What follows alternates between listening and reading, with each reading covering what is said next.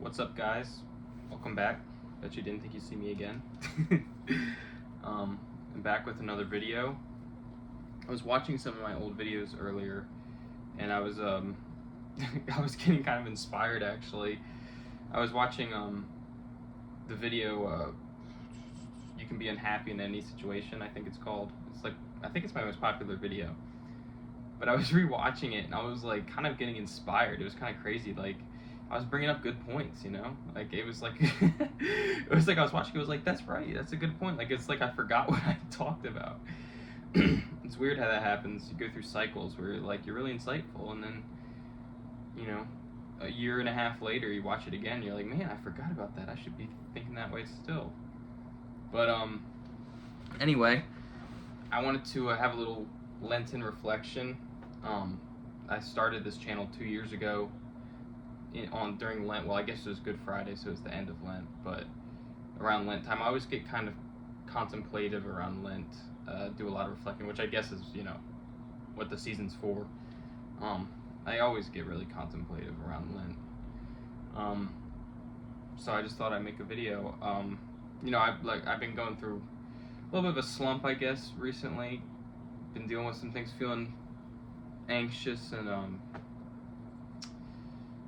like really stressed recently, which I mean, who isn't? But I watched that video and I was reminded of things that I had forgotten, and I wanted to contemplate that and make another video about it. So I wrote down some notes and now I'm making this. One funny thing is though, real quick, in that video I was like I'm looking for a house. It's not looking good. And I was sitting here watching the video in the house that I own now. I own it with my brother. We bought it together. But still, I own a house now 2 years later. I was like, see, it worked out. Not even 2 years later and I own a house. It was funny watching that back. But anyway, so what I want to talk about is I've been fasting for Lent, as is tradition. And I fasted for Advent too last year. But it's really taught me some stuff. It taught me stuff in Advent too, but I've been feeling it more for the Lenten fast. Not that it's important, but I'll just for context, I've been fasting from meat and basically no snacking in between meals, as well as like alcohol and tobacco, but that stuff's less important. But I haven't been eating meat or snacks in between meals. So and the reason I'm telling you that is the context is important, because what it's taught me is that I am very reliant on comfort, meaning it's hard. Fasting's supposed to be hard, I know, but it's hard because I feel like going throughout the day I don't have anything to look forward to, which is a bad thing. I mean, that's not good. If you take away food and tobacco and alcohol, you should not have nothing to look forward to. That's not a good thing. It's not that I don't have anything to look forward to, because I do. I look forward to playing games at night, video games with my friends. I look forward to seeing my girlfriend. I do look forward to stuff. What I mean is, like, on the day-to-day, like if I'm having a rough day at work, or if I'm stressed, I can't say, well, at least if I get to Friday, I can have some beer. Or tonight, I mean, the meals I make, I still make good meals with fish and stuff, don't get me wrong. But, like, no snacking. I guess no snacking is a little harder than the no meat. It's like, okay, well, once we get done this job, I can go into the truck and I can eat some Doritos or eat this snack because I'm hungry. It's like, no, I have to wait. Which, again, is the point of fasting. It's taming the flesh.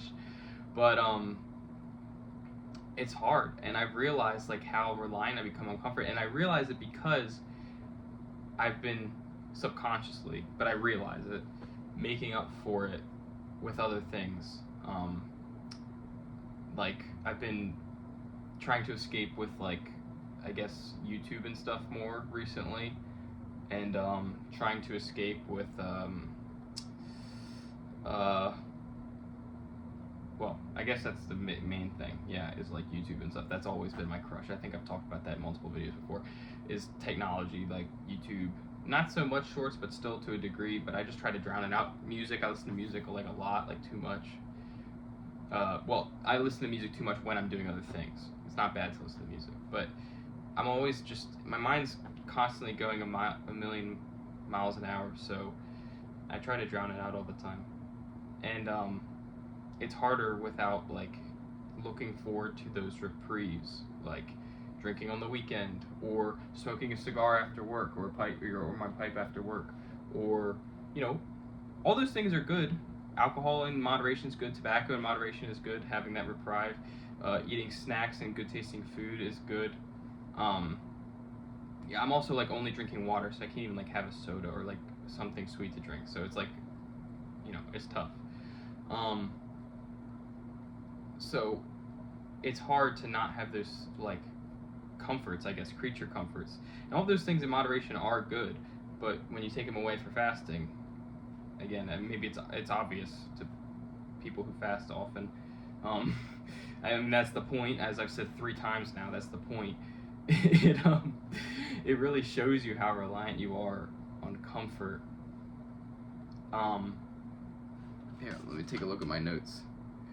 And yeah, so I've been really stressed and anxious recently, for a couple months now, with the house and finances, and I'm moving towards getting engaged very soon with my girlfriend, and there's the added stress of that. So there's the stress of a lot of different things in my life. My life is changing, and I'm realizing that. What I'm realizing is I'm turning into a man, not a kid anymore. And I think a part of me doesn't like it, and I'm trying to escape with all my comforts. But then when I fast, I take those away, and I'm just faced with the reality that I just have to become an adult. And it's good. It's hard, and I don't like it, but I think it's important, and it's good. Something that happened recently to me was we have church meetings for voters meetings, because despite what this might suggest, I'm Lutheran. I'm not Orthodox or Catholic. We do Lent too, in case you didn't know. A lot of people, whenever I talk about Lent, they're like, isn't that a Catholic thing? No, Lutherans do it too. We've done it for 2,000 years, basically, almost. Not Lutherans, I'm saying the church has fasted before Easter for a long time. Anyway, so we're having a voters meeting, and I don't like it because it stresses me out, and sometimes there's like tensions or politics in church, as if with any organization. Unfortunately, church is not devoid of human sin, because it's run by human, or it's a collection of humans. So unfortunately, it happens. And interpersonal conflict really stresses me out, whether it's with me or between 2 other people who are unrelated to me. It stresses me out a lot. So I wasn't going to go, but my pastor was like, I think you should stay. It's important, and I think you'd be helpful at this meeting. So I was like, okay, fine, I'll stay. And we were sitting there before the meeting. We were waiting for somebody to arrive, and I just leaned in over to my pastor, who was sitting not too far from me. I was like, these meetings always stress me out. And he was just like, welcome to adulthood. And that simple phrase hit me so hard, because earlier on, I asked my mom, I was like, do you think I should stay for this meeting? And she's like, I mean, it's probably okay if you don't. She's like, there's going to come a day where you don't have a choice anymore. Basically, she's saying when I'm older, But when my pastor said that, it clicked. I was like, oh, today's the day. Like, I'm an adult. Like, today is the day where I don't have a choice, where I have to face the uncomfortability. Like, it's not easy. Being an adult isn't easy.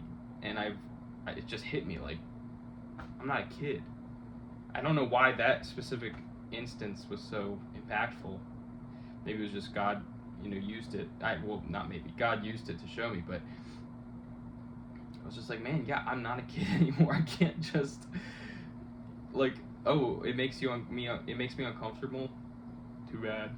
I mean, like, what? Okay, I'm sorry. Welcome to adulthood, basically. And it's not like a tough guy alpha male, like, oh, you gotta, like, yeah, it stresses me out. It stresses my dad out, too, and he's 50-something years old. He admits it, but he still does it. But it's not like you don't just, like, barrel through and pretend like it doesn't bother you. It can bother you, but you just have to manage your feelings. And, there's some things, if it really bothers you, you can't do, or whatever. But, yeah, it just hit me. I was like, yeah, you're right. It's uncomfortable, but I have to do it. I mean, it's I don't have to. Nothing really would have changed if I wasn't there, But if everybody, had that opinion, then no one would show up, so it's important that as an adult I can handle those things. And that, coupled with, like I said, the fasting, realizing I rely too much on comfort, it's like I don't face my problems. I run away from them, or I try to in my head. And yeah, that's not good, because I get so much anxiety and I get so pent up, and there's like my heart like is tied in a knot. It's like constant tension in my chest, and it's like I can't like settle down and just like focus on a problem. It's just like constantly like that's how my mind is, and it leads to me being stressed all the time. And I use things to cope, obviously, but I think what this fast has been teaching me is that I need to actually just like become an adult and face my problems, and just find comfort in find joy, not comfort, find joy in other things. Like, you don't have to comfort. You're not made for comfort. We're not put on this earth by God to be comfortable. He didn't put us here so that we can maximize our pleasure and comfort and never have a bad day. That's not why he put us here. He put us here to do good and to build his kingdom and to spread his word and to serve him in our vocation.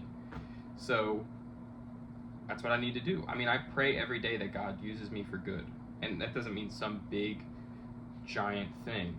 I just want him to use me for good in my vocation. And sometimes I like to run away from that and try to hide in comfort and not want to do anything. I wouldn't say I'm slothful. I wouldn't say I'm lazy. I really don't think that. I've never heard anybody in my life describe me as lazy. But I do avoid things. And when I get really stressed, I just want to avoid. It's not necessarily being lazy. I just want to avoid. And a lot of times that's just watching YouTube, or playing video games is not always bad, especially because I do it with my friends, so it's more social. But so that's not really as much of an escape. Like, comfort escape would be like, I don't do this, but like drinking. I guess sometimes on the weekends, I drink most weekends when I'm not fasting, but like sometimes I'll look forward to it as an escape, which is not good. I'll be like, oh, if I could just get to Friday. I guess it's not always bad. It depends on how much you drink, I guess. How much of an escape you use it for. But which I don't drink that much. But YouTube and stuff like that, just trying to drown my thoughts out. That's why I listen to music all the time. That's why I listen to YouTube videos a lot. A lot of times it's like theology videos and stuff, things that I'm learning, which is good to an extent, but not if you use it constantly to drown out everything. Then it's not good. So I'm hoping that the fulfillment and joy I will get out of like doing good and like being productive in my vocations will fulfill me more than comfort. And I say I hope, but it will. Like I said, we're not put on this earth to be coddled and comfortable. What an existence would that be if you just were constantly doing whatever you wanted and trying to be comfortable and having pleasure all the time? That would be pretty, that would be a pretty sad existence. I feel like you want to do good. You pray every night that God uses you for good. At least I do. So I'm hoping and praying that I can use this fast to tame the flesh, as is one of its purposes, and to force myself to, I don't have as many things to do to find comfort. By comfort, I mean like, in the sense like comfort food, like when you're upset you do this in a bad way, like like I've mentioned. So like I'm hoping that not having the ability to do that will help me, strengthen my soul, and strengthen me as a person, and help me continue to do better and to be better. Because like I said, I own a house now.